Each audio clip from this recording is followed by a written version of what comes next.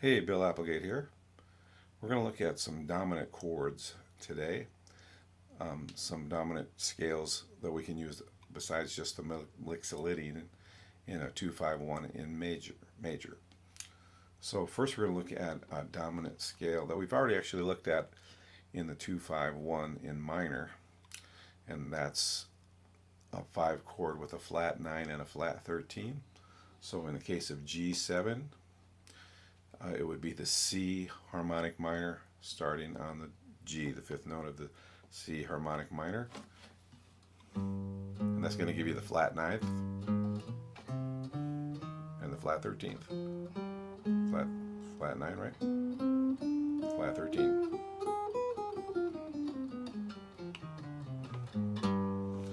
Okay, so that's a great scale to use in a 2-5-1. Then also we're going to look at the altered scale, which is going to be the melodic minor, but starting on the 7th scale degree.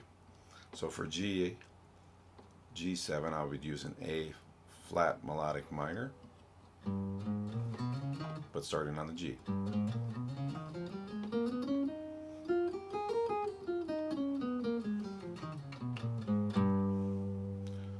Okay, and that scale's nice. It gives you the flat 9, the sharp 9, the flat 5th, and the raised 5th. Okay, now these scales work great, but you have to be a little bit careful because you can have some little discrepancies with the comping if you're not careful that don't always sound the best. So if you're playing a tune and it says G7 flat 9, then you're great to use that harmonic minor, the fifth, starting on the 5th scale degree. And if the standard or the chart or whatever says G7 altered, then you're totally free to use that altered scale. Now, if it just says G7, you can still use these scales. You just got to be a little bit careful that you don't clash with who's ever comping for you. Now, a lot of players, like the great piano player that plays with Lee Ritenour, he always marks exactly what chords he wants. So if he wants an altered scale there, he'll put that there. Okay. Now, if they're just playing a G7, that flat 9 one will work because the 5th is still a natural 5th there. But if they're just playing a G7 with a natural 5th, and you're using the altered scale, that can be a little bit problematic. It might not sound the best. What sounds the best is if they're playing that altered chord and you're playing that altered scale over it. If you are comping and you might want to try to hear it. Now, it can be a little bit hard to hear because you're not really going to know what they're going to play before they play it. So if you're just comping like a 3-note Freddie Green type chord with the root, the flat 7th and the 3rd, you'll be safe. And then if you can kind of hear, well, he's playing something that sounds a little altered, so I'll slip in that, or the sharp 9 or something, then you'll be okay.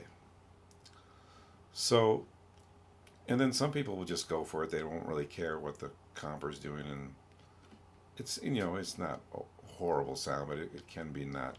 It really doesn't lay in there as nicely as if the chord lines up with the scale.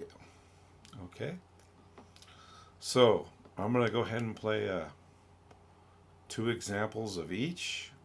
The first one, just chord tones, and the second one, chord tones, just like I did on all the other examples, chord tones, scale tones, targeting chord tones, and then I'll improvise a couple of each. Okay, so let's start with G7 flat 9. And remember that it still has a flat 13. Okay, here we go.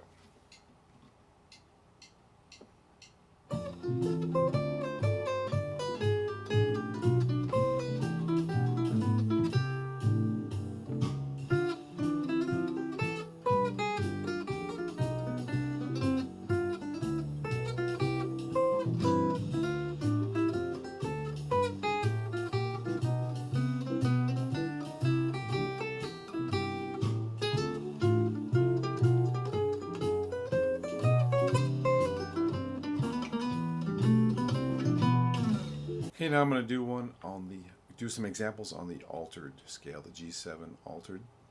Okay, so we have a D minor 7, the G altered, and the C major 7. This is a scale you really need to get a kind of a handle on because it really, really is something you want to use. It really gives you that jazz sound, okay? So here we go.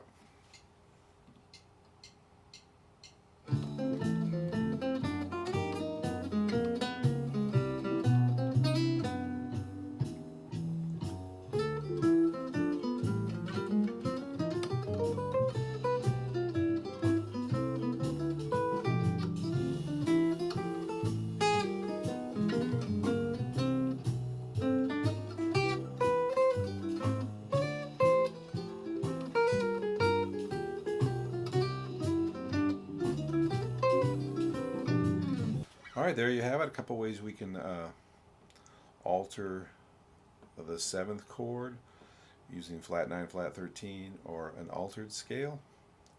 Oh, that piano player I mentioned earlier, when I was making this, I noticed I didn't mention his name, and that was Dave Grusin, the great jazz pianist, and he writes a lot of movie music. Keep in mind you want to be careful with the comping. Try to get those things to line up.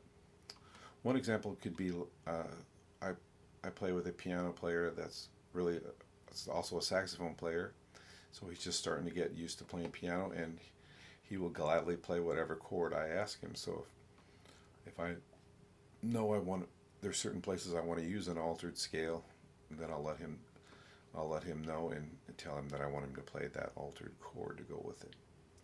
So it's something to something to keep in mind when you're playing, and I hope this was useful.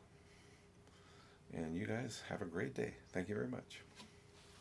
Thanks for watching.